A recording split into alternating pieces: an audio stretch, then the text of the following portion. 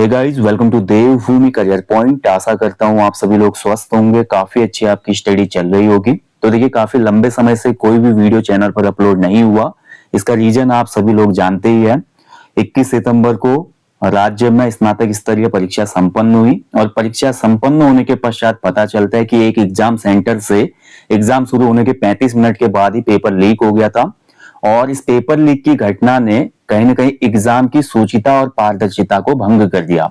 उसके बाद हम सभी लोगों ने जो मिलकर आंदोलन किया, आंदोलन सफल रहा। आप सभी लोगों का और बेरोजगार संघ का इसमें बड़ा योगदान रहा और काफी अच्छे शांतिपूर्ण तरीके से आप सभी ने इसमें योगदान दिया। उसके बाद देखिए, आयोग और सरकार ने एक कमीशन बनाया और कमीशन ने भी माना कि एग्जाम की पारदर्शिता और शुचिता भंग हुई है, जिसके कारण फाइनली कल आयोग की एक प्रेस विज्ञप्ति आती है और इसमें एग्जाम को निरस्त कर दिया गया है। यानी कि 21 सितंबर वाला जो आपका एग्जाम हुआ था स्नातक स्तरीय परीक्षा, उसको निरस्त करके आगामी 3 माह के अंतर्गत इस पेपर को पुनः आयोजित किया जाएगा। यानी कि अब आपका री एग्जाम होगा, ठीक है इसमें, और 3 माह के अंतर्गत होगा। इस बात को आप बिल्कुल भी ना भूलें। 21 सितंबर को देखिए आपका एग्जाम हुआ था और ये जो नोटिफिकेशन आया कल 11 अक्टूबर को आया है। यानी कि अब आप मान के चलिए नवंबर, दिसंबर, जनवरी, इन 3 महीनों के बीच में कहीं ना कहीं आपका एग्जाम संपन्न हो जाएगा। ठीक है, तो काफी कम समय बचा हुआ है। तो अब फिर से एक बार देखिए कमर कस के तैयारी शुरू करनी ही पड़ेगी। देखिए, किसी भी पेपर लीक होने के बाद, देखिए कोई भी पेपर लीक होता है तो उसमें देखिए बहुत बड़ा नुकसान होता है उन सभी छात्रों का जिन्होंने मेहनत की थी और बहुत अच्छा स्कोर गेन किया था। और उसके बावजूद जब उनको ये पता चलता है कि पेपर लीक हो चुका है, तो उसके बाद दोबारा से एग्जाम की तैयारी करना, यानी कि फिर से रीस्टार्ट करना बहुत कठिन होता है। ठीक है, क्योंकि देखिए वन डे एग्जाम में कहीं ना कहीं आपका लक भी काम करता है और हो सकता है कि कुछ बच्चे इसमें ऐसे रहे हो जिन्होंने काफी हार्डवर्क किया था, उसके बाद बहुत अच्छा उनका एग्जाम रहा, 75 प्लस या 80 का स्कोर रहा और फाइनली उनको पता चलता है कि पेपर अब रद्द हो चुका है। उसके बाद फिर से मेहनत करनी पड़ेगी और आगामी पेपर में कैसा दिन रहेगा, कैसा एग्जाम पैटर्न रहेगा, ये कह पाना बहुत मुश्किल है, क्योंकि यूके ट्रिपल एससी के पैटर्न को आप सभी लोग जानते हैं।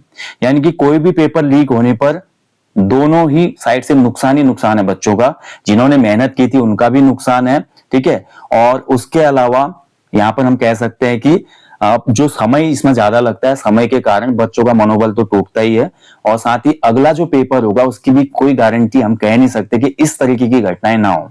तो इसके लिए आयोग को भी कुछ महत्वपूर्ण कदम यहाँ पर उठाने चाहिए। सरकार को भी इसमें फिर से जो भी लूप होल है, उन लूप होल को कैसे कवर किया जा सकता है, इस पे ध्यान देना चाहिए और भविष्य में किसी भी प्रकार से इस तरीके के जो प्रकरण होते हैं एग्जाम में पेपर लीक वाले, इसको रोकने के लिए सहयोग करना चाहिए। अब देखिए, मैं कह सकता हूं कि देखिए कई बार ऐसा हुआ, 2022 में भी ऐसा ही हुआ था जब स्नातक स्तरीय पेपर लीक हुआ और जब री एग्जाम हुआ तो री एग्जाम में बहुत से ऐसे बच्चे जो पहले पेपर में निकले हुए थे, मेहनती बच्चों की मैं बात कर रहा हूं, उन बच्चों की बात नहीं करेंगे जो पैसे देकर या किसी भर्ती दलाल के माध्यम से भर्ती होने का सपना देखते हैं।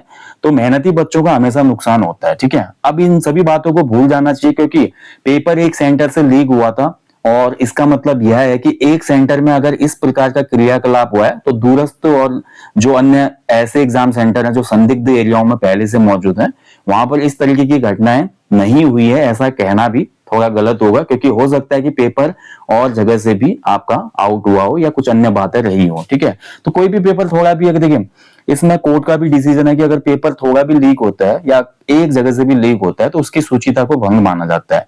तो ऐसी कंडीशन में केवल एक ही ऑप्शन होता है और वो होता है री एग्जाम। ठीक है, तो ज्यादा इस विषय पे ना सोचें और मोटिवेट होकर आगामी जो भी डेट आएगी अब स्नातक स्तरीय परीक्षा की, उस पर आपको फोकस करना चाहिए। ठीक है, चलिए, तो ये नोटिफिकेशन आ चुका है। बाकी इसमें देखिए एक महत्वपूर्ण बात है, जिन लोगों ने पेपर दिया था केवल उन्हीं का एडमिट कार्ड रिलीज होगा। ठीक है, इस बात का भी ध्यान रखना आपने। आयोग के अध्यक्ष बता चुके हैं, जिन बच्चों ने पेपर दिया था, यानी कि जो पेपर में अपीयर हुए थे, एग्जाम सेंटर पे गए थे, केवल उन्हीं का एडमिट कार्ड यहाँ पे जारी हुआ। मान लीजिए किसी का एडमिट कार्ड था और वो पेपर देने नहीं गया 21 सितंबर वाले एग्जाम को, तो उसका एडमिट कार्ड आना अब मुश्किल है। ठीक है, बाकी नकल प्रकरण वाले तो बाहर होंगे, साथ ही पेन भी होंगे इसमें, ये आने वाली बात है।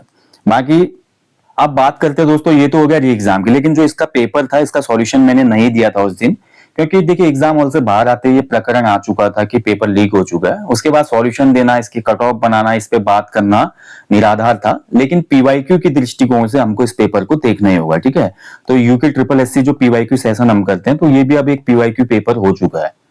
इसमें जो प्रश्न पूछे थे आयोग ने, किस प्रकार के प्रश्न बनाए थे, आयोग जो अब री एग्जाम कराएगा उसमें कैसा पेपर आएगा, ये बहुत महत्वपूर्ण है। इसमें आप बात करेंगे, पेपर का सॉल्यूशन भी देखेंगे, साथ ही डिस्कस करेंगे कि आगामी पेपर के लिए क्या विशेष प्रयास आपको करने चाहिए। ठीक है, तो चलिए देखते हैं। जो ये पेपर है ये डी सेट है। ठीक है, डी है, हिंदी इंग्लिश दोनों तरफ आपको दिख रहा है, हिंदी इंग्लिश बोथ में मिलेगा। तो सेट डी है, पहला जीएस का सेक्शन है इसमें। तो सबसे पहले पेपर की जो बात करेंगे हम, पेपर जो था आपका जीएस, जो था आपका जीएस काफी मॉडरेट टू टफ लेवल की इसमें पूछी गई थी। ठीक है, जीएस मॉडरेट ही था। रीजनिंग काफी ज्यादा टफ थी इसमें, ऐसा नहीं कि रीजनिंग आसान थी। जो ह्यूमैनिटीज बैकग्राउंड के स्टूडेंट है, यानी कि जो बीए एमए वाले हैं, या मान लीजिए जिनका 12th में आर्ट साइड था, जिनकी मैथ रीजनिंग कमजोर है, उनके लिए रीजनिंग बहुत हार्ड थी। और साथ ही जो लोग बैंकिंग, सेंट्रल गवर्नमेंट के एग्जाम, एसएससी, रेलवे की तैयारी करते हैं, उनके लिए भी मॉडरेट लेवल के क्वेश्चन थे। ठीक है, ऐसा नहीं कि रीजनिंग बहुत आसान थी, तो रीजनिंग भी टफ थी। आयोग को इस बारे में थोड़ा सोचना चाहिए, क्योंकि जो इस प्रकार के पेपर होते हैं ग्रुप सी के, ये ह्यूमैनिटीज वाले जो स्टूडेंट है काफी ज्यादा प्रिपेयर करते हैं वो भी इसके लिए।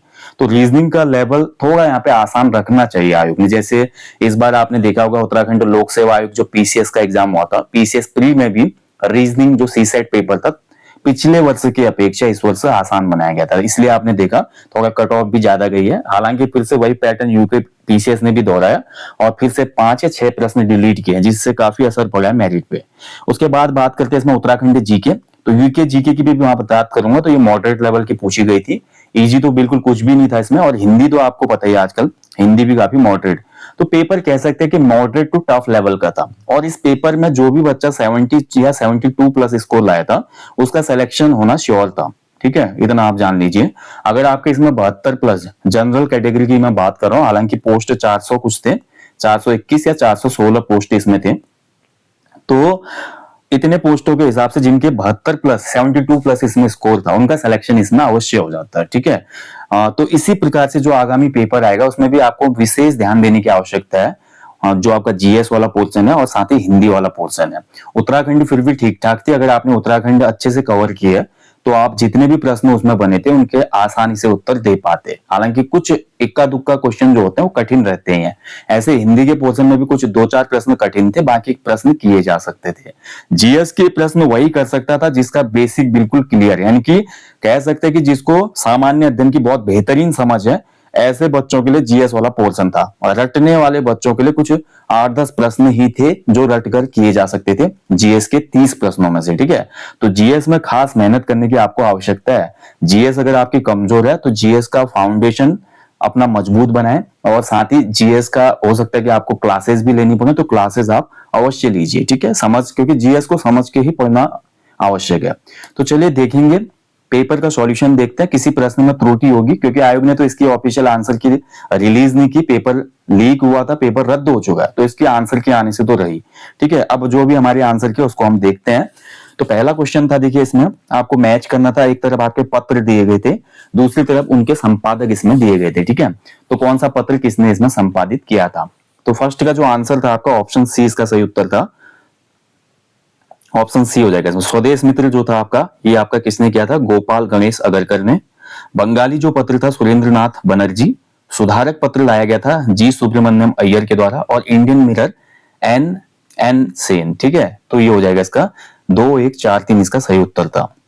नेक्स्ट क्वेश्चन था, देखिए भारत ने आर्थिक सुधार की प्रक्रिया को कब जारी किया था। तो देखिए एलपीजी रिफॉर्म की यहाँ पे बात हो रही है। एलपीजी रिफॉर्म, अगर आपने इकोनॉमिक्स नहीं पढ़ी है तो आपको पता होना चाहिए, लिबरलाइजेशन, प्राइवेटाइजेशन एंड ग्लोबलाइजेशन। तो भारत में ये नीति लाई गई थी जब वित्त मंत्री थे डॉक्टर मनमोहन सिंह। तो ये जुलाई 1991 में इसको जारी किया गया था। तो ऑप्शन डी इसमें सही उत्तर था, जुलाई 1991। ठीक है, अगला देखिए इनमें से कौन सा जीएसटी के बारे में सही कथन है। सही पूछ रहा है आपका, जीएसटी को 1 जुलाई 2017 से लागू किया गया था, बिल्कुल सही है। इस कर में केंद्र और राज्यों द्वारा लगाए जाने वाले 17 करों को समाहित किया गया था। ठीक है, तो सेकंड स्टेटमेंट इसमें सही नहीं है, इसको सिंगल वैट से नाम से जाना जाता है, ये भी आपका गलत हो जाएगा। ठीक है, तो केवल एक इसमें सही है, ऑप्शन ए राइट आंसर हो जाएगा, केवल एक इसमें सही है। नेक्स्ट क्वेश्चन था, देखिए निम्न कथनों पर विचार कीजिए। सहकारी संघवाद नीति आयोग के मार्गदर्शक सिद्धांतों में से एक है, बिल्कुल सही है ये। कोऑपरेटिव फेडरलिज्म, बिल्कुल सही है पहला स्टेटमेंट। नीति आयोग के द्वारा ऊपर से नीचे की ओर दृष्टिकोण को अपनाया जाता है। सेकंड जो स्टेटमेंट है इसमें गलत है। नीति आयोग के द्वारा डाउन टू टॉप होता है, ना कि टॉप डाउन होता है, ठीक है। तो नीचे से ऊपर की ओर होता है, इसमें ऊपर से नीचे की ओर दिया, तो केवल एक कथन सही है, ऑप्शन ही हो जाएगा। तो जीएस के प्रश्न में बोल रहा हूं आपको, जो समझ के देखिए, अब ये क्वेश्चन करे जा सकते थे, जैसे ये क्वेश्चन है, जो रटने वाले स्टूडेंट है इस प्रकार के क्वेश्चन कर सकते हैं। तो कौन सा आर्टिकल है जो पार्लियामेंट को पावर देता है कि 2 या 2 से अधिक राज्यों के लिए एक ही उच्च न्यायालय की स्थापना हो? तो आर्टिकल 231 में ये मेंशन किया गया, अनुच्छेद 231। 7 रंगों की पहाड़ी, एक वलित पर्वत और एंडीज पर्वतमाला। देखिए एंडीज पर्वतमाला दक्षिण अमेरिका में फैली हुई है, और 7 रंगों की पहाड़ी जो है वो अर्जेंटीना में आपको देखने को मिलेगी। हालांकि ब्राजील भी जो है साउथ अमेरिका महाद्वीप का ही देश है, ठीक है, लेकिन यहाँ पर अर्जेंटीना इसमें सही उत्तर है। जिसने पढ़ा होगा वही सही कर पाएगा।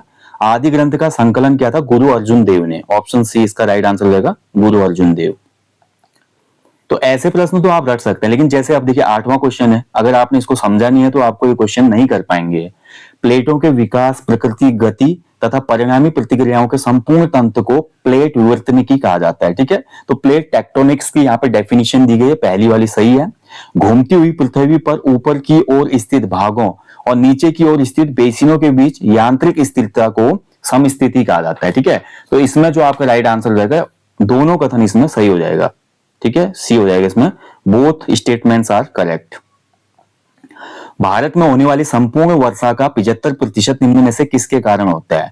तो भारत में जो सबसे ज्यादा बारिश होती है मानसून के कारण होती है, जिसको हम जानते हैं दक्षिण पश्चिमी मानसून, ठीक है, जो कि केरल से एंटर करता है भारत में। ऑप्शन ही हो जाएगा, ठीक है, साउथ वेस्ट मानसून।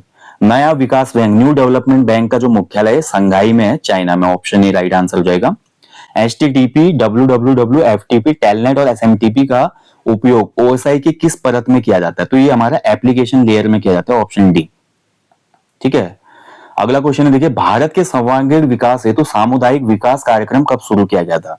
तो कम्युनिटी डेवलपमेंट प्रोग्राम कई बार पूछा गया है पूर्व एग्जामों में, तभी मैं बोलता हूँ PYQ सेशन देखिए, काफी क्वेश्चन PYQ से बने थे इसमें। 2 अक्टूबर 1952 को शुरू किया गया था। ऑप्शन है।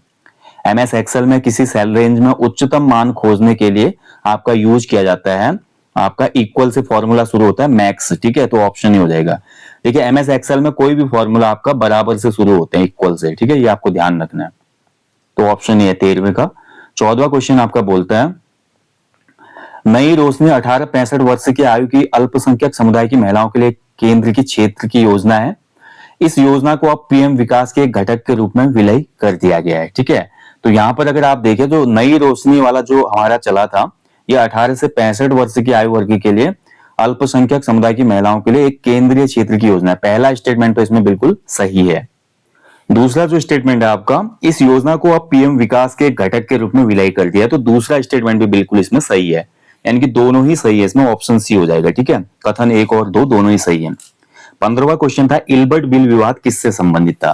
तो देखिए इतिहास की क्लास में हम पढ़ते हैं इल्बर्ट का जो बिल विवाद था, इल्बर्ट में क्या था, इस कानून में ये था कि जो भारतीय न्यायाधीश है वो अंग्रेजों की भी जो अंग्रेजों पर केस चलेगा उसमें क्या कर सकते हैं, जजमेंट दे सकते हैं, ठीक है, जिसका विरोध अंग्रेजों ने किया और भारतीयों ने इसका समर्थन किया था। तो भारतीयों को अंग्रेज जजों के बराबर पावर देने के फलस्वरूप ये विवाद उपजा था, यानी कि ये न्यायपालिका से संबंधित था। ऑप्शन बी राइट आंसर हो जाएगा इसमें, न्यायपालिका, जुडिशरी। नेक्स्ट क्वेश्चन था, देखिए 2018 से पहले 3 श्रेणियों सूक्ष्म, लघु और मध्यम उद्योग के अंतर करने का एकमात्र मानदंड संयंत्र और मशीनरी में निवेश था। यानी कि अगर किसी भी बिजनेस को, अगर आपको माइक्रो बोलना है, स्मॉल बोलना है या मीडियम इंटरप्राइजेस बोलना है, तो उसके लिए आपका उसमें कितना आपका मशीनरी लगी है और कितना इन्वेस्टमेंट हुआ है प्लांट में, इससे कैलकुलेट किया जाता था। 2018 में इस संशोधन ने इस प्रथा को छोड़ दिया और निवेश मानदंडों को उत्पादन मानदंड से परिवर्तित कर दिया। तो सेकंड स्टेटमेंट इसमें गलत है, ठीक है। अभी भी यही इसमें क्राइटेरिया है कि आपका कितना इसमें आपका मशीनरी निवेश है और कितना आपका इसमें अन्य टोटल जो कैलकुलेशन होती है उसी के आधार पर होती है, यानी कि कथन 1 सही है और 2 गलत है। ऑप्शन ही हो जाएगा इसमें। हो सकता है किसी प्रश्न में मेरे से त्रुटि हो तो आप लोग बता दीजिएगा। यदि लोकसभा और राज्यसभा में किसी साधारण विधेयक के लिए गतिरोध उत्पन्न होता है तो कौन गतिरोध तोड़ने के लिए संयुक्त सत्र आहूत कर सकता है? तो संयुक्त सत्र बुलाने का जो पावर होता है वो प्रेसिडेंट ऑफ इंडिया के पास होता है, ठीक है, और इसकी अध्यक्षता करते हैं लोकसभा स्पीकर। 18वां क्वेश्चन था, जब सूर्य और चंद्रमा एक ही ओर होते हैं तो उसको युति कहा जाता है। जब सूर्य चंद्रमा के बीच पृथ्वी की स्थिति होती है तो उसको वियुति कहते हैं। तो ऑप्शन सी बिल्कुल सही है, इसमें दोनों स्टेटमेंट इसमें सही हो जाएंगे। अगला देखिए, निम्न में से कौन सा एक मदरबोर्ड कारक आमतौर पर अतिरिक्त घटकों के लिए सबसे अधिक विस्तार स्लॉट देता है? तो सबसे ज्यादा विस्तार स्लॉट देने वाला हमारा मदरबोर्ड है स्टैंडर्ड ATX, ऑप्शन बी हो जाएगा स्टैंडर्ड ATX। राष्ट्रीय मानवाधिकार आयोग की स्थापना कब हुई थी? तो ये भी PYQ है, कई बार पूछा गया है और काफी एवरग्रीन क्वेश्चन है, हर बार पूछा जाता है। तो 1993 में हुई थी। 22 जनवरी 2024 को अयोध्या के राम मंदिर में रामलला की मूर्ति किसने बनाई थी? तो ये बनाई थी अरुण योगीराज ने, ऑप्शन है। भारत में खरोष्टी लिपि का प्रचलन निम्न में से किस शक्ति के भारत पर आक्रमण का महत्वपूर्ण प्रभाव था?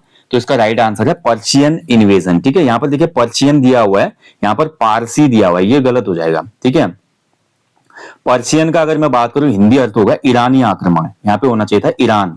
ईरान से जो आक्रमण हुआ, ईरानी जो आक्रमण हुआ, तो ईरानी आक्रमण की वजह से क्या हुआ, आपका खरोष्टी लिपि भारत में आई।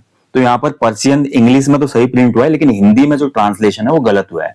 और इसीलिए मैं हमेशा आपको बोलता हूं, जब भी आप एग्जाम हॉल में पेपर देने जाते हैं तो इंग्लिश में भी पेपर को पढ़ लेना, क्योंकि पेपर के बाहर साफ साफ लिखा होता है कि किसी भी विवाद की स्थिति में अंग्रेजी वाले पोर्शन को सही माना जाएगा। ठीक है, तो इसमें काफी बच्चे कंफ्यूज हुए होंगे। पर्शियन इन्वेजन इसका राइट आंसर था, जिसको हम कह सकते हैं ईरानी आक्रमण।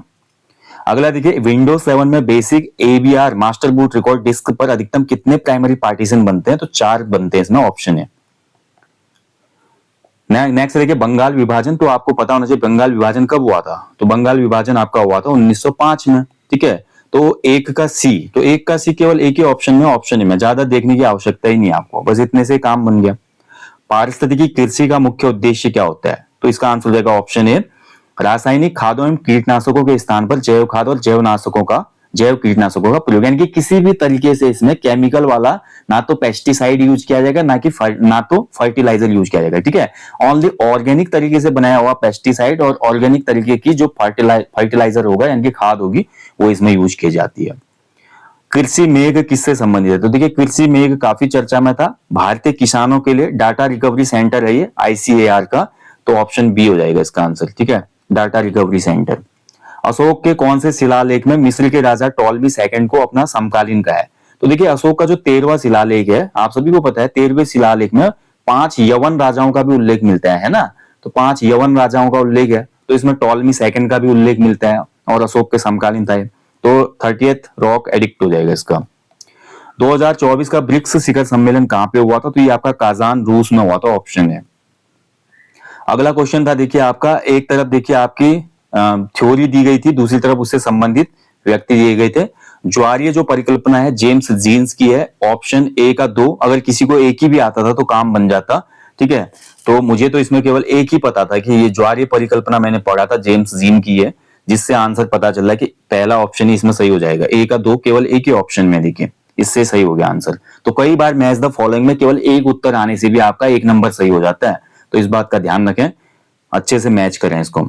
इसमें करना है सूची 1 को, अनुच्छेद 14 जो है आपका 14 में कानून के समक्ष समता है, बिल्कुल सही है। आर्टिकल 19 में आपका बोला गया है बोलने की अभिव्यक्ति की स्वतंत्रता का अधिकार, यानी कि बी का हो जाएगा 3। आर्टिकल 21 में है जीने की स्वतंत्रता, यानी कि सी का 2। अनुच्छेद 32 में संवैधानिक उपचारों का अधिकार, जिसको आप भीमराव अंबेडकर ने संविधान की आत्मा बोला है। ठीक है, अनुच्छेद 32 को, यानी कि डी, यानी कि इसका आंसर हो जाएगा ऑप्शन ए। ठीक है, ऑप्शन ए सही हो जाएगा। तो ये जीएस के 30 क्वेश्चन थे, और मैं बोलूंगा कि ये 30 क्वेश्चनों में से कम 15 से अधिक क्वेश्चन बहुत ज्यादा कठिन थे। अगर आपने डिटेल में और डेप्थ में नहीं पढ़ा है तो इन क्वेश्चनों का आंसर देना मुश्किल था। बाकी 8-10 क्वेश्चन आपके पारंपरिक प्रकृति के थे, जो कि वन लाइनर फॉर्मेट में अगर आपने कभी ना कभी पढ़े थे तो आंसर दिया जा सकता था। बाकी रीजनिंग की मैं बात करूं तो रीजनिंग और ज्यादा इसमें कठिन थी। ठीक है, अब देखिए मैं सॉल्यूशन नहीं दूंगा, उत्तर मैं बताता हूं, जो भी मेरे उत्तर निकले मैं आपको बता देता हूं। 31 का मेरा उत्तर निकला है, केवल थर्ड वाला इसमें सही हो जाएगा। ठीक है, सी केवल 3 सही है, कुछ डिब्बे सुइयां हैं। और वैसे देखा जाए पहला जो है इसमें ये गलत हो रहा था, क्योंकि कोई भी सुई पेड़ नहीं है। देखिए सभी वाले जब हमारे बनेंगे, सभी सुइयां धागे हैं, ठीक है, सभी धागे डिब्बे हैं, सभी पेड़ डिब्बे हैं। इसमें जब आपका अंदर को जाएगा तो ये आपका क्या हो जाएगा, अंदर को जाएगा तो आपका ये हो जाता है कुछ। ठीक है, तो यहाँ पर इस हिसाब से देखते हैं तो सी आंसर मेरा निकल रहा था, हालांकि मेरे से इसमें गलती हो सकती है। 32वें का जो आंसर निकला मेरा वो निकला ऑप्शन सी, बी और ई। ठीक है, 33वें का जो आंसर था इसमें एक फॉर्मूला लगता है आपका, ठीक है, जो आपने वेन आरेख वाला फॉर्मूला पढ़ा होगा, हाई स्कूल की किताबों में ये फॉर्मूला लगता है जिसमें यूनियन वाला फॉर्मूला होता है। तो इसके हिसाब से इसका आंसर आ रहा था 23। ठीक है 23। देखिए 15 6 व्यक्ति जो है हिंदी बोल सकते हैं, 15 जो है स्पेनिश बोल सकते हैं, 6 इसमें अंग्रेजी बोल सकते हैं। तो 15 6 21 और 6 27 इसमें हो रहा था। ठीक है, अब इस 27 में देखिए आपका यदि समूह में 2 व्यक्ति कोई 2 भाषाएं बोल सकता है और एक व्यक्ति तीनों भाषाएं बोल सकता है, तो ये जो 27 था देखिए आपका, इसमें एक फॉर्मूला लगता है। पहले हमको इसका कॉमन नंबर निकालना होता है और फाइनली ये आ रहा था 27 प्लस 1 -5 लास्ट में इक्वेशन जाती है, जिससे आपका 28 में से अगर 5 जाएगा तो 23 आंसर आ जाएगा। ठीक है, तो इसका बी आंसर आता है 23। अगला देखिए इसमें क्या किया गया है, जितने भी आपके ये अल्फाबेट दिए गए हैं, जैसे ए का क्रम है 1, ठीक है, एल का जो क्रम है उसके आधार पर उसका स्क्वायर कर दिया गया है। ऐसे एस यू डी में इसने क्या किया है, एस का जो क्रम है अल्फाबेटिक, यू का जो क्रम है और डी का जो क्रम है उनका यहाँ पे स्क्वायर किया है। जैसे डी का स्क्वायर, डी का नंबर होता है 4, तो 4 चक्को 16, देखिए 16 यहाँ पे आया है, तो इस हिसाब से डी आंसर था इसका। ठीक है, ये जो आपका पंक्तियों में पहला और अंतिम होता है और पंक्तियों में कुल कितने व्यक्ति शामिल है, तो इसका फॉर्मूला होता है m + n - 1 बराबर p। ठीक है, जैसे मैं बोलूं देखिए आपका ए का क्रम आरंभ से 15वां है और अंत से 7वां है। ठीक है, तो इसमें हम हमेशा प्लस करते हैं और उसके बाद इसमें से -1 कर देते हैं, तो हमको पता चल जाएगा कि पंक्ति में कुल कितने लोग हैं। जैसे मैंने बोला राम का किसी पंक्ति में प्रारंभ से क्रम 15वां है और अंतिम छोर से क्रम 7वां है, तो पंक्ति में कुल कितने लोग हैं बताइए। तो यहाँ पर इन दोनों को ऐड कर देते हैं और इसमें से -1 कर देते हैं, तो 15 7 22 और -1 21। ठीक है, तो 21 लोग पंक्तियों में है, तो ये वाला फॉर्मूला इसमें सही था। आयताकार शीट जिससे आपका 11 × 4 सेंटीमीटर के पूर्ण वृत्त काटे जा सकते हैं, तो देखिए इसमें फॉर्मूला लग रहा था आपका। देखिए आयताकार शीट का अगर मैं माप निकालू तो 11 चक्को ये हो जाता था 44। ठीक है, अब 44 में हम देखते हैं कि 1 सेंटीमीटर त्रिज्या के पूर्ण वृत्त कितने काटे जा सकते हैं, तो इसको दो तरीके से हम कर सकते थे। 44 बट्टा, अब त्रिज्या जो है भैया आपका क्या हो जाएगा, पाई बराबर क्या होता है 22/7। ठीक है, तो 22/7 अगर नीचे करें तो 7 फिर ऊपर चले जाएगा हमारा। ठीक है, नीचे 22 रहेगा, तो 22 से कट गया 2 बार, तो 7 दूना 14। ठीक है, 14 इसका आंसर, मेरे को 14 आ रहा था इसका आंसर, लेकिन इसका कहीं पर मैंने उत्तर देखा था किसी बुक में तो 10 भी आंसर दिखा रहा था। ठीक है, अब इसका सही उत्तर क्या है आप लोग बताइए। मेरे हिसाब से तो इसका 14 होना चाहिए। यहाँ पर एक क्वेश्चन था एज वाला, देखिए कोई भी क्वेश्चन यहाँ पर इस बार लॉजिकल क्वेश्चन था जिसमें आपको प्रूव करना था। जैसे यहाँ पर क्वेश्चन पूछा गया है ए और बी की आयु वाला, तो इसमें आ रहा था a number which is odd. ठीक है, एक संख्या जो विषम हो, ये नहीं हो सकता, इसमें सी आंसर सही होगा। ये वाला जो था आपका, इसमें आपका वही बन रहा था जो हम पाइथागोरस थ्योरी पढ़ते हैं, तो पाइथागोरस प्रमेय जो हम पढ़ते थे, तो पाइथागोरस में आपका बनता था ना फॉर्मूला, AC का स्क्वायर बराबर AB का स्क्वायर माइनस BC का स्क्वायर, तो उस हिसाब से करके इसका आंसर 10 किलोमीटर आ रहा था। सी आंसर मेरा आया था इसमें। ठीक है, इसमें देखिए आपका मार्ग दिया गया, मार्ग का आपने सिंपल सा क्वेश्चन था, थोड़ा घुमा के दिया गया। तो सबसे पहले देखिए आपका मार्ग जो है, आपका मार्ग AMB जो है वृत्ताकार मार्ग को दर्शाता है, AMB। ठीक है, एक तो मार्ग हो गया AMB ये वाला, फिर हमारा एक वृत्ताकार मार्ग हो गया AB, ये हो गया AB। देखिए फिर हमारा ARB हो गया एक मार्ग, तो AR और B ये। अब इसमें आपको बताना है कि क्या होगा इसमें, तो सबसे देखिए सबसे छोटा इसमें क्या है, सबसे छोटा इसमें आपका दिखाई दे रहा है। ठीक है, D1, तो D1 सबसे बड़ा, माफ कीजिएगा सबसे ज्यादा लंबा कौन सा है, सबसे लंबा D1 है इसमें, D1 सबसे लंबा है, D2 उससे छोटा है। ठीक है, और D3 उससे छोटा है, तो मेरे हिसाब से इसका उत्तर A होना चाहिए। ठीक है, अब आपका उत्तर क्या है आप बताइएगा। अगला 40वां क्वेश्चन था आपका, ये जो रिलेशन वाला था, इसमें ए मेरा आंसर आ रहा था। ठीक है, ए आंसर सही आ रहा था कि इसमें डी का जो ताऊ या चाचा है वो कौन हो जाएगा, ए हो जाएगा। ऑप्शन ए ही सही है इसका। ठीक है, तो रीजनिंग के क्वेश्चन काफी अच्छे पूछे थे और मैं कह सकता हूं कि जिनका रीजनिंग का बैकग्राउंड है उन लोगों को ये प्रश्न करने में पसीने छूट गए होंगे। हालांकि आयोग ने इस पे थोड़ा सोचना चाहिए, थोड़ा रीजनिंग को मतलब सॉल्यूबल बनाओ, लेकिन ऐसा मत बनाओ कि आप बिल्कुल SSC CGL या आप बोल सकते हैं कि ऐसे पेपर के हिसाब से दे लो जो कि बहुत टफेस्ट पेपर होते हैं, उसके हिसाब से आप दे लो। समुदाय द्वारा प्रबंधित जो वन संस्थान है उत्तराखंड में जाने जाते हैं वन पंचायतों के नाम से। ठीक है, उत्तराखंड में मुझे लगा कि ठीक ठाक प्रश्न पूछे गए थे, हालांकि कुछ क्वेश्चन कठिन थे, बट उत्तराखंड के अधिकांश क्वेश्चन किए जा सकते थे। ये जो ISFR की रिपोर्ट आती है दिसंबर 2024 में आई थी, इसमें आपका देखिए उत्तराखंड राज्य का बढ़ते स्टॉक में जो स्थान था चौथा था। ठीक है, डी आंसर था इसमें। समाचार पत्र देखिए आपका सिंपली इसको फॉलो आपको मैच करना था और ये भी बहुत सिंपल था। देखिए अगर आपको एक भी इसमें आता है तो आपका काम बन जाता। गढ़वाल समाचार देखिए 1902 में आया था, ठीक है, तो गढ़वाल समाचार डी का 4 हो जाएगा। अब डी का 4 दो ऑप्शन में, दो तो डिलीट हो गए। देखिए ऐसे करते हैं। तरुण कुमाऊं कब आया था? 1922 में आया था, यानी कि सी का 3। अब सी का 3 केवल ऑप्शन बी में है, देखिए ये, तो बी आंसर हमारा सही हो जाएगा इसमें। तो गणदेश जो हो जाएगा आपका 1928, हितैषी जो है आपका 1935, तरुण कुमाऊं 1922 और गढ़वाल समाचार 1902। तो 1 2 3 4 इसका सही उत्तर था। चलिए आगे बढ़ेंगे। हैली नेशनल पार्क के रूप में हमारा स्थापित हुआ था Corbett national park, option B right answer है। इनमें से कौन से समुदाय को, देखिए मैंने ये आपको जो हमारी टेस्ट सीरीज थी उसमें कराया था क्वेश्चन और मैंने बोला था ये पक्का आपका एग्जाम में पूछा जाएगा। जो हमारी यूसीसी हुई थी, यूसीसी से बाहर रखा गया था सभी जनजातियों को, ठीक है, तो अनुसूचित जनजाति जितने थे वो यूसीसी से बाहर थे। हालांकि ये ऑप्शन वैकल्पिक है। अभी कुछ दिन पहले न्यूज़पेपर में आपने पढ़ा होगा कि आदिवासियों को ये ऑप्शन दिया गया है कि वो यूसीसी में शामिल हो सकते हैं, अगर वो चाहे तो वो शामिल हो सकते हैं इसमें, ठीक है, ऑप्शनल है इनके। सोमनाथ का मासी जो मेला है, इनमें से कौन सा कथन सही नहीं है? तो देखिए सोमनाथ मासी मेले में आपका नदी में पत्थर फेंककर पानी उछालने की प्रतियोगिता होती है, ये भी सही है। इसमें देखिए मछली भी पकड़ी जाती है, बिल्कुल सही है। जैसे हमारा अलगाड़ में होता है मोड़ मेला, उसी प्रकार से सोमनाथ के मासी में ही मेला होता है। पहले रात्रि के मेले को सल्टिया कहा जाता है, बिल्कुल सही है। मेले में पशुओं का व्यापार कर, पशुओं में खासकर गाय भैंस बैल सभी का होगा, तो ये भी हो जाएगा। तो इसमें तो 4 ही कथन मेरे को सही लग रहे थे, कोई भी कथन ऐसा नहीं था कि जो गलत है। अब पता नहीं आयोग इसका क्या उत्तर देता। अगला देखिए कथन एक बोलता है 2024 में जारी भारत में हिम तेंदुआ जनसंख्या में भारत में 718 हिम तेंदुए, जिसमें से 124 उत्तराखंड में। पहला कथन बिल्कुल सही है, भारत में सबसे अधिक हिम तेंदुए की आबादी उत्तराखंड में। दूसरा गलत है, केवल कथन एक सही हो जाएगा। सबसे ज्यादा जो स्नो लेपर्ड है वो आपका लद्दाख में है, ठीक है, कहां पे? लद्दाख में सर्वाधिक है। उसके बाद नंबर आता है उत्तराखंड का, दूसरा नंबर। वास्तुशिल्प उत्कृष्ट कृति गृतांग गली कहां पे है? तो गढ़तांग गली या गढ़तांग गली आपको नेलांग घाटी उत्तरकाशी में देखने को मिलेगी, ठीक है, गढ़तांग गली। देखिए उत्तराखंड में देखिए लद्दाख जैसा अगर आपको चाहिए ना, लद्दाख जैसे लैंडस्केप चाहिए, तो आपको ये गढ़तांग गली विजिट करनी चाहिए। उत्तराखंड जीके वन लाइनर वाला जो टॉपिक आता है हमारा, उसमें कई बार इसके बारे में हम बात कर चुके हैं। अभी पर्यटन को विकसित करने के लिए गढ़तांग गली को खोला गया था हाल के कुछ सालों पहले, और तब से गढ़तांग गली में काफी ज्यादा टूरिज्म देखने को मिल रहा है। नेक्स्ट देखिए कौन सा सुमेलित नहीं है? खसपट्टी वन आंदोलन बेलमती चौहान सही था, बयाली वन आंदोलन चंदन सिंह राणा सही था, रक्षा सूत्र आंदोलन चंडी प्रसाद भट्ट गलत हो जाएगा, मैती आंदोलन कल्याण सिंह रावत सही है। रक्षा सूत्र आंदोलन के प्रवर्तक कौन है? सुरेश भाई, ठीक है, कौन है? सुरेश भाई। चलिए आगे बढ़ेंगे। एक जिला एक उत्पाद योजना के आधार पर सूची 1 को सूची 2 से सुमेलित करना था आपको। देखिए एक जिला एक उत्पाद और एक जिला दो उत्पाद, मैंने बोला था दोनों आप याद रखिए एग्जाम से पहले। चमोली जो है आपका किसके लिए पॉपुलर है? तो चमोली में मछली आधारित उद्योग रखा गया था। उधमसिंह नगर की मैं बात करूं तो उधमसिंह नगर में आपका आम आधारित उद्योग था।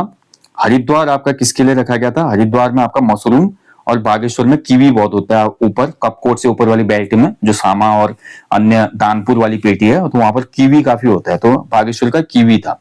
तो डी का 2 आप देख रहे हैं। अगर आपको केवल बागेश्वर भी पता था ना, तो डी का 2 केवल एक ही ऑप्शन में, ऑप्शन डी में, तो इसी से आपका आंसर सही हो जाता। अगला देखिए निम्न कथनों पर विचार कीजिए। योग और मलखंब जैसे पारंपरिक खेलों को भारत के 38वें राष्ट्रीय खेलों में शामिल किया गया। पहला कथन बिल्कुल सही है, 38वें राष्ट्रीय खेल उत्तराखंड में हुए थे और इसमें इन दोनों को भी शामिल किया गया था। 38वें राष्ट्रीय खेलों में रात्रिकालीन रिवर राफ्टिंग प्रतियोगिता आयोजित करके विश्व रिकॉर्ड बनाया गया था, ये भी सही है। 1 और 2 दोनों ही सही है इसमें, ठीक है। अगला था देखिए आपका सूची 1 को सूची 2 से सुमेलित करना था। तामाढौंट का जो युद्ध हुआ था आपका, तामाढौंट युद्ध गढ़वाल कुमाऊं के बीच में, ये आपका हुआ था कब? तो राइट आंसर था इसका देखिए तामाढौंट 1779, बिल्कुल सही है। ए का तो 1 ही था इसमें, ठीक है, नहीं माफ कीजिएगा, तामाढौंट का था 1755, ए का 2 था। बग्वाली पोखर का युद्ध हुआ था 1779 में, ठीक है, बग्वाली पोखर युद्ध बहुत महत्वपूर्ण युद्ध है ये। कपरोली का युद्ध हुआ था 1785 में और खुरबुड़ा का 1804। अब इसमें भी ध्यान से देखिए, अगर आपको केवल खुरबुड़ा याद था जिसमें प्रद्युमन साहब वीर गति को प्राप्त हो जाते हैं, अगर आपको केवल खुरबुड़ा का युद्ध भी याद था जिसमें डी का 3 है, और डी का 3 केवल एक ही ऑप्शन में, देखिए ऑप्शन ए में, तो इस प्रकार से आपके प्रश्न सही हो जाएंगे, ठीक है। तो आपको ज्यादा याद रखने की आवश्यकता है ही नहीं देखा जाए तो। अगर आपको केवल बग्वाली पोखर का युद्ध भी याद था जो कि 1779 में हुआ था, बग्वाली पोखर से भी आपको याद आ जाता। देखिए बी का 1 केवल एक ही ऑप्शन में और जो कि ऑप्शन ए में है ना, तो ऐसे आपको देखना चाहिए। उत्तराखंड पंचायती राज अधिनियम 2016 के अनुसार ग्राम पंचायत की 2 लगातार बैठकों के मध्य इससे ज्यादा अंतर नहीं होना चाहिए। तो 2 माह से या 60 दिनों से ज्यादा अंतर नहीं होना चाहिए, ऑप्शन बी। ये तो पंचायती राज का क्वेश्चन है। इसमें भी देखिए आपका अगर एक ही आपको स्पोर्ट्स पता होता, जैसे मनोज सरकार हमारे जाने जाते हैं किससे, आपका पैरा बैडमिंटन, ठीक है, इनके नाम पर स्टेडियम भी है। तो मनोज सरकार पैरा बैडमिंटन खिलाड़ी हैं। डी का आपका दो ऑप्शन में, यानी कि दो तो डिलीट हो जाएंगे। देखिए बी और सी डिलीट हो गया, अब ए और डी बचा आपके पास। और इसमें आपको देखिए निवेदिता कार्तिक काफी ज्यादा चर्चा में थी, पिथौरागढ़ की बॉक्सर है, तो सी का 4 है, ठीक है। अब डी का 2 और सी का 4, ऑप्शन डी में है ये, तो डी आंसर सही हो जाएगा। तो विशेष जो भृगुवंशी है बास्केटबॉल से संबंधित है, बॉबी धामी हॉकी से संबंधित है, निवेदिता कार्तिक बॉक्सिंग और मनोज सरकार पैरा बैडमिंटन खिलाड़ी हैं। सूची 1 को सूची 2 से सुमेलित करना, और एक ही इसमें भी आपको पता होता, देखिए काम हो जाता। आप सभी को पता होना चाहिए जो चमोली का गौचर है, गौचर आपका अलकनंदा के तट पर स्थित है। देखिए तो ए का हो जाएगा 4। अब ए का 4 दो ऑप्शन, ए का जो हमारे 4 किसमें है, 2 ऑप्शन में है, तो पहले के 2 ऑप्शन तो डिलीट हो गए। देखिए अब 2 बचे हमारे पास, ठीक है। अब दूसरा थोड़ा दिमाग लगाते हैं यहाँ पे और देखते हैं, बी जो हो जाएगा हमारा मंदाकिनी के तट पे आपका सिल्ली है, ठीक है, रुद्रप्रयाग में। तो अगर ये आपको पता था तो बी का 3। अब इससे भी हमारा सॉल्यूशन नहीं हो रहा है, देखिए काफी कठिन बनाया गया क्वेश्चन। गोला जो है, गोला के तट पर आपको देखने को मिलेगा खंचू, और पिंडर जो है नंदकेसरी जो है आपका पिंडर के तट पर है, तो डी का 1 है। देखिए पिंडर जो नंदकेसरी ज्यादा पॉपुलर है, तो ये ज्यादा लोगों को पता होगा, तो इससे आंसर आ जाएगा ऑप्शन डी, ठीक है। थोड़ा देखिए डिटेल में आपको पढ़ा होगा तभी आप ऐसे क्वेश्चन कर सकते हैं, बाकी ऐसे क्वेश्चन तो डायरेक्ट किए जा सकते थे। मोस्टमानु मेला जो है पिथौरागढ़ में आयोजित होता है। पिथौरागढ़ का जो ग्योत्यार है, गय का मतलब गाय यानी कि पशुओं की रक्षा के लिए होता है ग्योत्यार, ठीक है, ध्यान रखेंगे। तो पशुओं के जो भी दुधारू पशु होते हैं उनकी रक्षा के लिए त्योहार मनाया जाता है। समय विनोद जो था 1868 में पब्लिश हुआ, और ये उत्तराखंड अंचल का पहला उर्दू और हिंदी का पत्र था, ठीक है, डी आंसर हो जाएगा, हिंदी और उर्दू। उत्तराखंड में सौभाग्यवती योजना किससे संबंधित है, तो उत्तराखंड सौभाग्यवती योजना बोल रहा है, हाल में ही चर्चा में थी। वैसे उत्तराखंड में सौभाग्यवती योजना बिजली से भी संबंधित है, लेकिन हाल का क्वेश्चन है तो उस हिसाब से महिला एवं नवजात शिशु इसका आंसर होना चाहिए, ठीक है। वैसे बिजली से भी, अब आयोग देता आंसर की तब इसमें कंफर्म होता। सौभाग्यवती योजना जो था आपका जितना भी 100% बिजलीकरण यानी कि विद्युतीकरण के लिए भी थी ये योजना। इस पर्व का आरंभ बिरुग पंचमी के साथ होता है और समापन गमरा महेश्वर की मूर्तियों के विसर्जन के साथ होता है, ठीक है। तो ये बात हो रही है सातों आठों पर्व की। तो सातों आठों पर्व कुमाऊं में काफी पॉपुलर है, गढ़वाल के बच्चे इसको नहीं जानते, काफी कम जानते हैं। सातों आठों में क्या होता है, बिरुग पंचमी में पर्व शुरू होता है घास फूस से। गमरा यानी कि हमारा क्या होता है, गमरा यानी कि पार्वती, और महेश्वर यानी कि महेश्वर यानी कि भगवान शिव। तो पार्वती और भगवान शिव की घास की मूर्तियां बनाई जाती हैं। 2-4 दिन उनके सामने खेल भी लगाए जाते हैं, पूजा अर्चना होती है, रिंग डांस भी इसमें करते हैं कुमाऊं की महिलाएं, ठीक है। और फाइनली फिर क्या किया जाता है, इन दोनों मूर्तियों को विसर्जित कर दिया जाता है। और जिस दिन हमारा ये सातों आठों समापन होता है, तो बिरुग पंचमी में हमारे 7 प्रकार के अनाजों को भिगाया जाता है तांबे के किसी बर्तन में, और उन अनाजों को भी भून के खाया जाता है। जैसे कि उसमें मटर रहती है, कलेऊ रहता है, और चने के बीज होते हैं, ठीक है। इस प्रकार के अनाज इसमें भिगाए जाते हैं। तो काफी पॉपुलर एक फेस्टिवल है सातों आठों, जिसको नंदा आठू भी कहा जाता है बहुत जगह पर कुमाऊं में। हाल में ही उत्तराखंड में सकल पर्यावरण उत्पादन जो जारी किया गया था, देखिए करंट अफेयर में मैंने आपको कराया था, सकल पर्यावरण उत्पाद में आपका ALGEP था। और राज्य, देखिए उत्तराखंड राज्य पहला राज्य बना था जिसने सकल पर्यावरण उत्पाद जारी किया, यानी कि पर्यावरण से उसको जो मिल रहा है योगदान, ठीक है। इसमें हवा थी, पानी था, मिट्टी थी और वन थे, स्वच्छता इसमें शामिल नहीं थी, यानी कि 1, 2, 3, 4 इसमें सही था, डी आंसर। तो बहुत ध्यान से अगर आप पढ़ते हैं तो कोई भी क्वेश्चन आप कर सकते हैं, ठीक है। अगला देखिए, किस नदी का संबंध पाटली दून से है, तो पाटली दून किसके बीच में पड़ता है। मैंने आपको हाल में उत्तराखंड के दून कराए थे, जिम कार्बेट मैंने कराया था ना आपको एग्जाम से पहले, ये जो एग्जाम होने वाला था उससे पहले मैंने आपको उत्तराखंड राज्य में जो भी प्रमुख दून है वो बताए थे। तो जिम कार्बेट के बीच में, जिम कार्बेट पौड़ी और नैनीताल में विस्तृत है, और बीच में पड़ता है पाटली दून, और इस पाटली दून में बहती है पश्चिमी रामगंगा, ठीक है। हालांकि आयोग ने इसमें पश्चिमी रामगंगा देना चाहिए था, बट फिर भी जो बिल्कुल एप्रोप्रिएट आंसर होता है उसको लेते हैं हम, यहाँ पे रामगंगा ही होगा। अब पूर्वी पश्चिमी उससे मतलब नहीं है, क्योंकि पाटली दून में रामगंगा बहती है। अगला देखिए, तुतिंग उत्तराखंड में एक गांव है जो कार्बन तटस्थता के लिए जाना जाता है। ये तो मुझे कथन गलत लगा, ठीक है। तो उत्तराखंड में ऐसा कोई गांव हमारा तुतिंग तो है नहीं जो कार्बन तटस्थता के लिए जाना जाता है। उत्तराखंड के जखोल गांव ने 2024 में साहसिक पर्यटन के लिए सर्वश्रेष्ठ पर्यटन गांव की प्रतियोगिता जीती थी, ये सही हो जाएगा। कथन 2 सही होगा मेरे हिसाब से इस क्वेश्चन का, लेकिन फिर भी आप लोग इसको चेक कर लीजिएगा एक बार। उत्तराखंड के किस जिले में टिम्बरसैंड महादेव है? तो टिम्बरसैंड महादेव अमरनाथ जैसा हमारा शिवलिंग है ना, तो वैसे सेम अमरनाथ का जैसा शिवलिंग आपको यहाँ भी देखने को मिलेगा। मैंने आपको पीवाईक्यू में कराया था और इसमें मैंने आपको बताया था कौन सी घाटी में ये हमारा पड़ता है, टिम्बरसैंड चमोली जनपद के, ठीक है।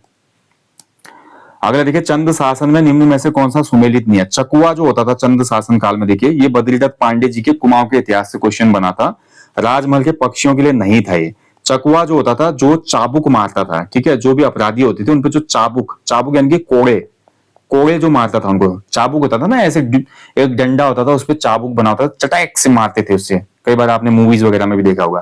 तो चंद शासन में चाबुक मारने वाले को चकुआ कहा जाता था, ठीक है, ए इसमें गलत था। सेल खाना वो प्लेस था जहां पर गोला बारूद और युद्ध का अन्य चीजें रखी जाती थी, ये बिल्कुल सही था। जागी जो होता था राजा और दरबार के लोगों को घड़ियाल बजाकर जगाता था, ठीक है, जैसे उस समय अलार्म तो था नहीं, घड़ियां थी नहीं, तो कोई व्यक्ति चाहिए था ना, राजा बिल्कुल मदहोश होकर सोया और अगले दिन सुबह पता चल रहा है मंदिर जाना है या किसी युद्ध पे जाना है, तो ऐसे लोगों को जगाने के लिए, राज दरबार के लोगों को जगाने के लिए जागी होता था। कमठना जो होता था जो भी लकड़ी का गोदाम होता था, लकड़ी के भंडार का जो इंस्पेक्टर होता था वो आपका क्या कहलाता था? कमठना, ओवरसीयर, ठीक है। तो सी डी बी सी बिल्कुल सही है इसमें, चकुआ इसमें गलत था। गढ़वाल क्षेत्र में जो तिमासी शब्द है किसके लिए प्रयुक्त होता था? देखिए गढ़वाल में पूछ रहा है, तिमासी एक शब्द हमारा कुमाऊं में भी प्रयुक्त होता है। कुमाऊं में देखिए क्या होता है ना, कुमाऊं में जब भी किसी घर में कोई व्यक्ति गुजर जाता है, यानी कि किसी का देहांत हो जाता है, मान लीजिए किसी के पिता का देहांत हो गया, तो पिता या किसी भी व्यक्ति का देहांत होने पर जो भी उसका क्रियाकर्म करता है, क्योंकि क्रियाकर्म करना पड़ता है हमारे यहाँ पे, तो क्रियाकर्म करने पर 3 महीने में मासिक चुकाने को, यानी कि 3 महीने में एक श्राद्ध जैसी प्रक्रिया की जाती है जिसको तिमासी कहा जाता है। लेकिन यहाँ पर गढ़वाल क्षेत्र में पूछ रहा है, तो गढ़वाल में ऐसा कुछ नहीं है। गढ़वाल में तिमासी जो था आपका, आपने पढ़ा होगा एक राजा आया था जिसने तिमासी नामक मुद्रा जारी की थी। कौन राजा था? कमेंट बॉक्स में कमेंट करेंगे, ये आंसर इसका सही है। उत्तराखंड रिवीजन महाकुंभ में भी मैंने आपको ये बताया था, हाल में क्लास दी थी, मुद्रा के लिए तिमासी यूज होता था, ठीक है। अगला देखिए, निम्न पर्वत चोटियों को उनके अवरोही क्रम में व्यवस्थित कीजिए, यानी कि डिसेंडिंग ऑर्डर में, बड़े से छोटे में, ठीक है। बड़ा तो सबसे ऊंचा इसमें हो जाएगा सतोपंथ, यानी कि 3 सबसे पहले हो जाएगा सतोपंथ। सतोपंथ के बाद नंबर आएगा किसका? नीलकंठ का, यानी कि 3 1, फिर हमारा नंदा घुंगटी आएगा 4, फिर हमारा देवबन आएगा 3 1 4 2 होगा, ठीक है। 3 1 4 2 किसी भी ऑप्शन में नहीं है, तो ये क्वेश्चन तो डिलीट हो जाता है। वैसे भी 3 1 4 2 है ही नहीं। देखिए सतोपंथ की जो ऊंचाई है, सतोपंथ इनमें सबसे ऊंचा है, लगभग सतोपंथ की जो ऊंचाई है वो बैठती है कितनी? तो सतोपंथ की ऊंचाई है 7,097 के आसपास, जहां तक मुझे ध्यान आ रहा है, ठीक है। और इसके बाद नीलकंठ की मैं बात करूं तो 6,597 नीलकंठ की भी ऊंचाई है। नंदा घुंड की 6,300 कुछ के आसपास है। देवबंद तो बहुत छोटा है, चक्राता में पड़ता है, ठीक है। तो ये 3 1 4 2 होगा इसका। इनमें से कौन सा उत्तराखंड आपदा प्रबंधन प्राधिकरण के संबंध में सही नहीं है? तो गलत कौन सा है इसमें बताना है आपको। उत्तराखंड डिजास्टर मैनेजमेंट अथॉरिटी, राज्य का मुख्यमंत्री इसका अध्यक्ष होता है, बिल्कुल सही है। राज्य का मुख्य सचिव प्राधिकरण का उपाध्यक्ष होता है, ये गलत हो जाएगा। इसका गठन आपदा प्रबंधन अधिनियम 2005 की धारा 14(1) के तहत किया जाता है, सही है। यह राष्ट्रीय आपदा प्रबंधन प्राधिकरण द्वारा निर्धारित दिशा निर्देशों के अनुसार राज्य आपदा प्रबंधन को अनुमोदित करता है, डी बी आंसर से, बी इसमें गलत हो जाएगा, ठीक है। उत्तराखंड राज्य बजट में देखिए, इसमें सबसे ज्यादा बजट आपको पता है, राज्य में जो सबसे ज्यादा बजट आवंटित होता है किसके लिए होता है? तो सबसे बड़ा भाग जाता है बजट का किसमें? आपका शिक्षा के लिए, ठीक है। तो इसका जो आंसर होना चाहिए सबसे पहले इसमें होना चाहिए शिक्षा। शिक्षा में जाएगा आपका कितना? 16.7, ठीक है। उसके बाद आपका स्वास्थ्य में आपका जाएगा कितना? 6.4, फिर ग्रामीण विकास 5.8 एंड देन ऊर्जा में, ठीक है। तो डी का 4 और बी का 1 हो जाएगा आपका, ठीक है। डी आंसर सही होना चाहिए इस हिसाब से, डी आंसर इसका सही हो जाएगा।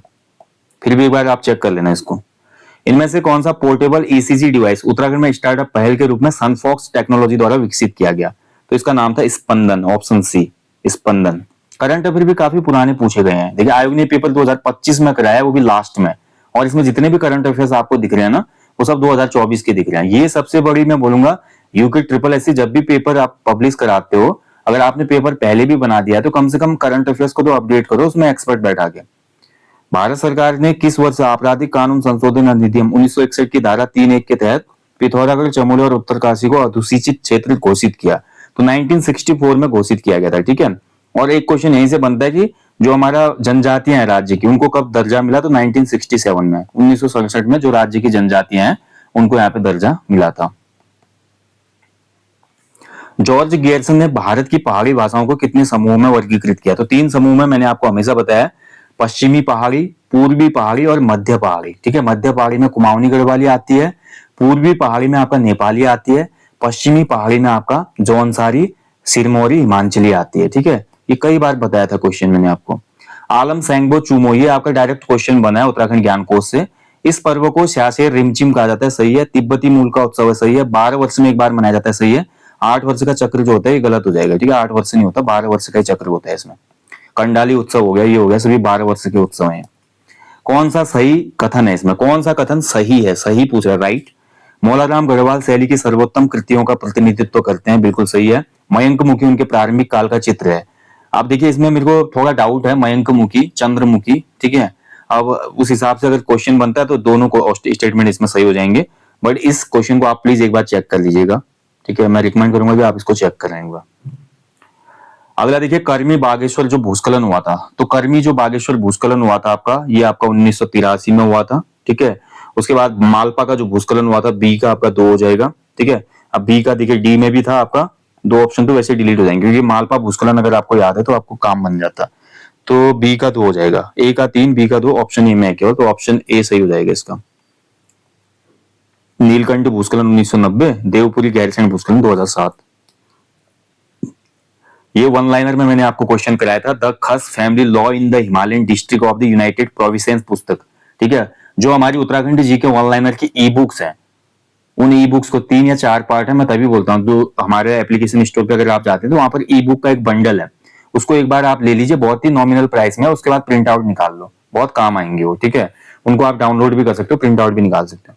तो उसमें ये क्वेश्चन मैंने कराया था आपको, ये थे एल डी जोशी। ठीक है, एल डी जोशी यानी कि लक्ष्मी दत्त जोशी, ऑप्शन डी। उत्तराखंड का राज्य खेल, ये तो कोई भी करेगा, बच्चे वाला क्वेश्चन है, बी आंसर फुटबॉल।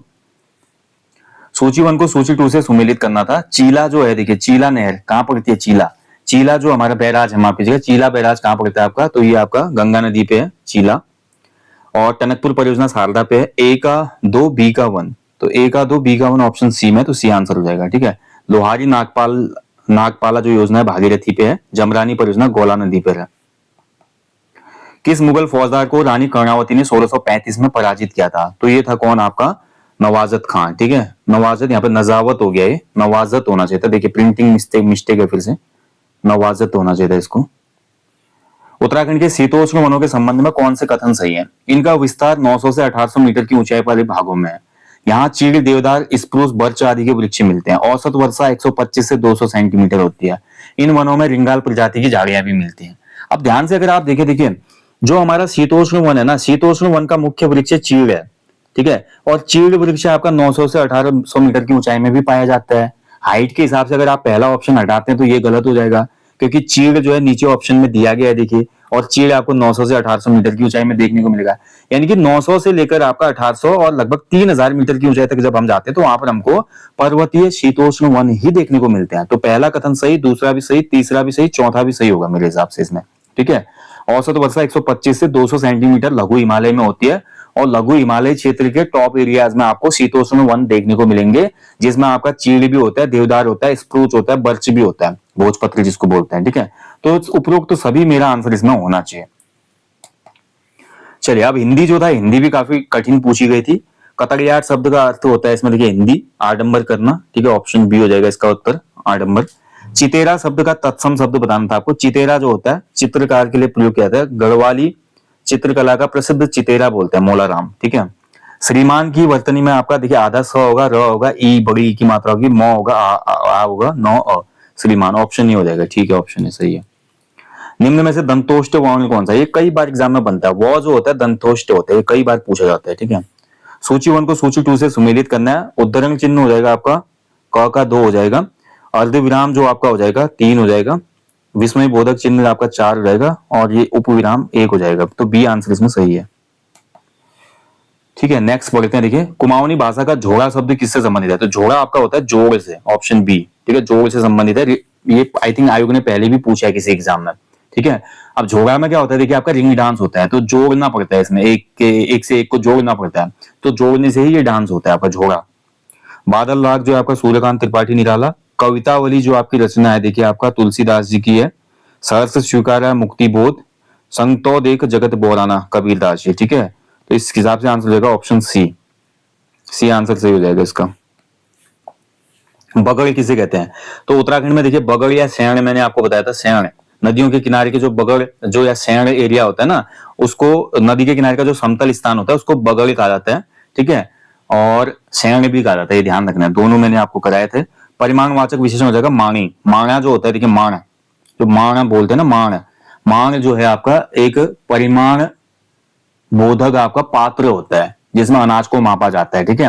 माना अनाज भी मापा जाता है, और कई बार देखते हैं कि आप इसमें जो द्रव्य वाली चीजें होते हैं जैसे कि आपका घी तेल वगैरह, एक माणा घी बोलते हैं, एक मांगी घी बोलते हैं, दो मांगी घी बोलते हैं, ठीक है। लगभग एक मांगी जो होता है, अगर द्रव्यवाचक के बोध में मैं बोलूं तो 250 ग्राम के आसपास होता है, जिसमें देखिए 2 मांगा घी होगा तो आधा किलो होगा, 4 मांगा मतलब आपका 4 मांगी का मतलब हो जाएगा 1 केजी के आसपास, ठीक है। तो मांगी यहाँ पे परिमाणवाचक है। बहुत अच्छा क्वेश्चन पूछा गया है। अगला देखिए, प्रसिद्ध साहित्यकार मथुरा दत्त मठपाल के संबंध में निम्न कथनों पर विचार कीजिए, ठीक है। ये भी बड़ा अच्छा क्वेश्चन पूछा गया था, और ऐसे क्वेश्चन वही कर सकता था जिन्हें डिटेल में पढ़ा है, ठीक है। तो ये क्वेश्चन देखिए, आंग आंग चिचेल हैगो पै में क्यापा क्या भय भैरनु फिर प्योली हंसी मनक सतसई राम नाम बहुत ठूल उनकी प्रसिद्ध रचना है। प्रसिद्ध साहित्यकार मथुरा दत्त मठपाल के संबंध में, देखिए मथुरा दत्त मठपाल को आपने पढ़ा है तब आप इसका आंसर कर पाते। पहला जो कथन है बिल्कुल सही है इनके बारे में। कुमाऊनी भाषा में उनके योगदान के लिए उन्हें 2014 में साहित्य अकादमी भाषा सम्मान से नवाजा गया, बिल्कुल सही है। उन्होंने 20 वर्षों से अनवरत रूप से कुमाऊनी पत्रिका पहरू का संपादन किया।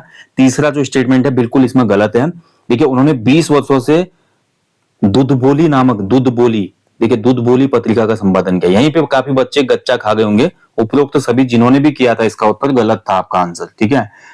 उन्होंने 20 वर्षों तक दूधबोली नामक पत्रिका संपादन किया था, ठीक है।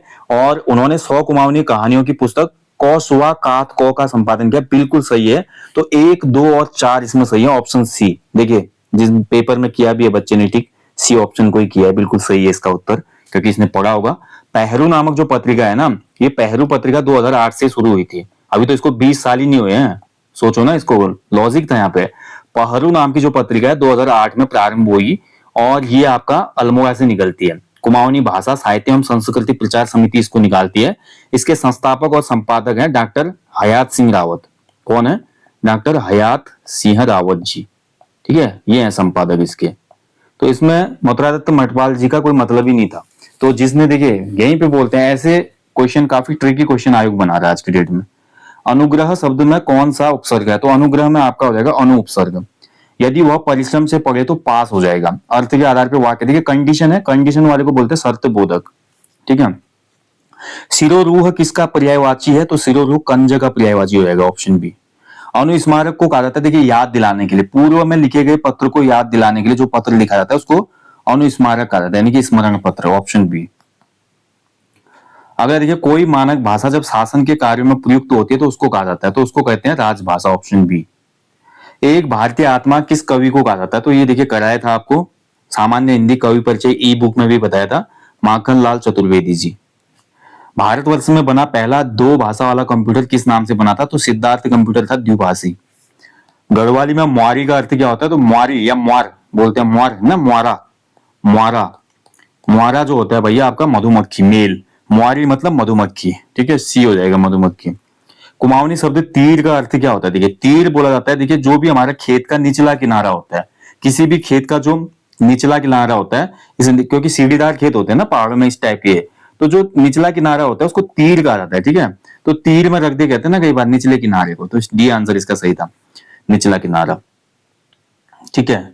अगला देखिए, सूची 1 को सूची 2 से सुमेलित करना था, तो लघुत्तर, एक तरफ संधि दी गई लघुत्तर, लघुधन उत्तर, यानी कि इसमें हो जाएगा दीर्घ संधि, तो ए का 4 हो जाएगा, तो क का 4 केवल एक ही ऑप्शन में, बाकी देखना ही नहीं है।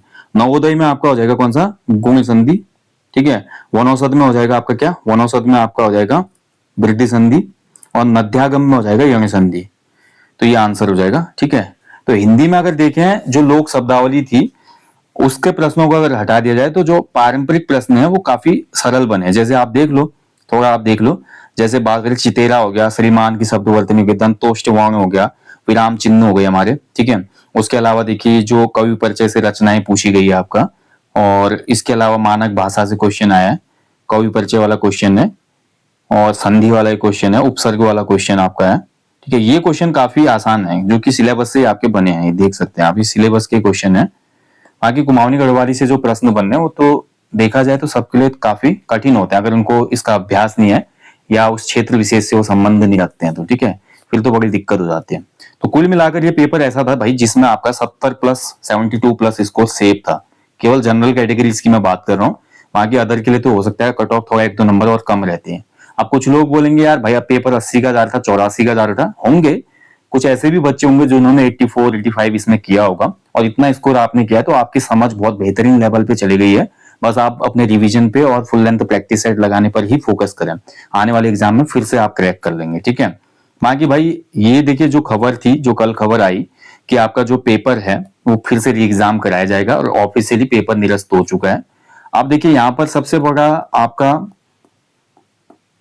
सवाल ये है कि अब जो इस महीने में होगा, अगले महीने होगा या कब होगा। 3 माह के अंतर्गत बोल रहा है यहाँ पे, ठीक है। तो 3 माह के अंतर्गत अगर परीक्षा होगी तो ये 3 माह देखिए आपका नवंबर भी हो सकता है, देखिए अक्टूबर में तो नहीं होगा एग्जाम, इतना मैं आपको बता देता हूँ।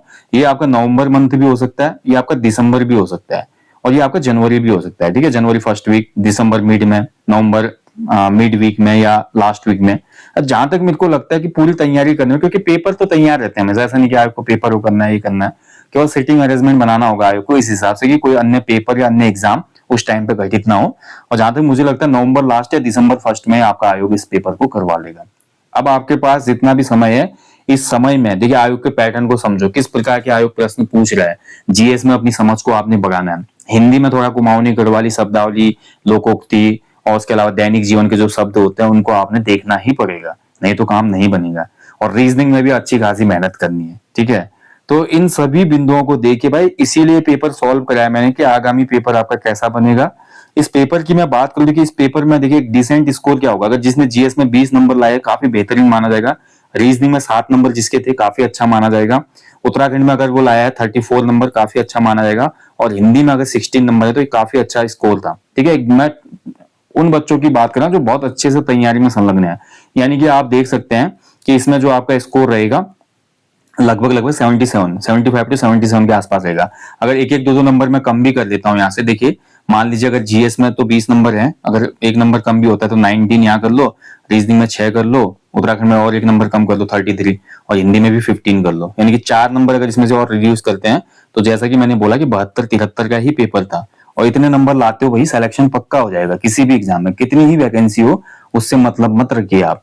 ये एक आपका ये तो श्योर स्कोर है 77। तो आप देखिए जैसा आयोग आज के डेट में पेपर सेट कर रहा है और जिस पैटर्न पे और जिस लेवल पे आयोग क्वेश्चन सेट कर रहा है, मैं नहीं बोलूंगा कि बहुत आसान पेपर था, बिल्कुल मॉडरेट टू टफ लेवल का पेपर था, और काफी ज्यादा क्वेश्चन ऐसे थे जिसमें ट्रिकी तरीके से क्वेश्चन पूछा गया था, और आते हुए क्वेश्चन में भी बच्चों को कंफ्यूजन होना स्वाभाविक था। इस कंफ्यूजन से बचने का एक ही उपाय होता है, मैक्सिमम अमाउंट में क्या लगाएंगे आप, प्रैक्टिस सेट्स लगाएंगे, ठीक है, जो कि आयोग के पैटर्न पर ही बनाए जाते हैं। तो जितने ज्यादा आप प्रैक्टिस सेट लगाओगे, यानी कि फुल लेंथ मॉक टेस्ट लगाओगे, जितने आप पीवाईक्यू लगाओगे, और जितना ज्यादा आप रिवीजन करोगे, छोटे छोटे जो शॉर्ट नोट्स होते हैं, आप उत्तराखंड जीके में 1 लाइनर का फटाफट रिवीजन कर सकते हो। ऐसे जीएस में कुछ कॉन्सेप्ट ऐसे हैं जिनको आपने क्लियर करना होगा, जैसे जीएसटी बहुत अच्छे से पढ़ना होगा, नीति आयोग अच्छे से पढ़ना होगा, कॉन्स्टिट्यूशनल जो हमारे जितने भी आर्टिकल पूछे जाते हैं मेन में उनको अच्छे से देखना होगा, तब जाके आप मैच द फॉलोइंग क्वेश्चन कर पाएंगे, ठीक है। तो थोड़ा ध्यान रखिएगा। बाकी पेपर के लिए क्या विशेष स्ट्रेटेजी होनी चाहिए उस पर अलग से वीडियो दे दूंगा, और कल से यानी कि मंडे से आपकी क्लासेस मैं कोशिश करूंगा शुरू की जाए, फिर दिवाली की 2-4 दिन छुट्टी रहेगी, फिर आपको कंटिन्यू क्लासेस मिलने लगेंगी, ठीक है। बाकी अगर कोई री एग्जाम के लिए क्रैश कोर्स लॉन्च होगा, जिसमें इस बार मैं सोच रहा हूँ कि आपको कुछ फुल लेंथ प्रैक्टिस सेट और कुछ विशेष नोट्स, यानी कि ऐसे टॉपिक्स के नोट्स जो कि एग्जाम में बन सकते हैं, तो ऐसा अगर कोई क्रैश कोर्स होगा एक नॉमिनल प्राइस पे, अगर आप चाहते हैं कि लॉन्च किया जाए तो कमेंट बॉक्स में जरूर अपना फीडबैक देना। बाकी जल्दी मिलेंगे दोस्तों। और जहां तक मुझे लगता है कि जो आगामी आपका पेपर होगा ना वो इससे भी ज्यादा हार्ड होगा, मैं इतना आपको बता दे रहा हूँ, ठीक है। आप यकीन माने जब भी री एग्जाम होता है, री एग्जाम का पेपर आप प्रीवियस ईयर में भी देखेंगे जो पेपर री एग्जाम में हुआ है, हालांकि यूकेपीएससी को मैं इसमें नहीं रखूंगा, उत्तराखंड लोक सेवा आयोग का पैटर्न ही अलग है, उनका प्रश्न पूछने का तरीका अलग है, मैं यूके ट्रिपल एससी की बात कर रहा हूँ। जब भी यूके ट्रिपल एससी ने री एग्जाम कराया तो री एग्जाम में छात्रों को चौंकाया है, तो उसी हिसाब से आपको प्रिपेयर होना होगा, ठीक है। बाकी मिलते हैं जल्दी। अपने डाउट क्वेरी या कोई भी क्वेश्चन होगा तो कमेंट बॉक्स में देना ना भूलें।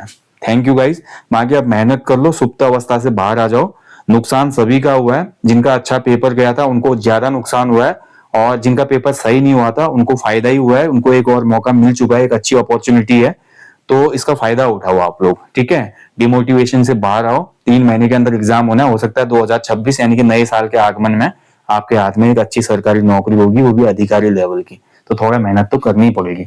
अपने आप को खुद ही चार्ज करना होता है, कोई आके आपको उठाएगा नहीं, कोई आपको आके आगे नहीं ले जाएगा, आपको खुद भागना है। और आज की रेस तो ऐसी हो चुकी है, ये कॉम्पिटिटिव एग्जाम का मतलब ये हो चुका है कि आज आपको तेज, जो पहले बोलते थे ना कि आपको दौड़ना होगा कोई भी लक्ष्य को पाने के लिए, अब ऐसा कंपटीशन हो गया कि आपको दौड़ना नहीं बल्कि बहुत तेज भागना होगा। जो 100 मीटर की स्प्रिंट होती है उस गति से आपको जाना होगा आगे, तब जाके आप अपने गोल को अचीव कर सकते हैं, ठीक है। बाकी मिलते हैं जल्दी, अपना ध्यान रखिएगा। जय हिंद, जय देवभूमि।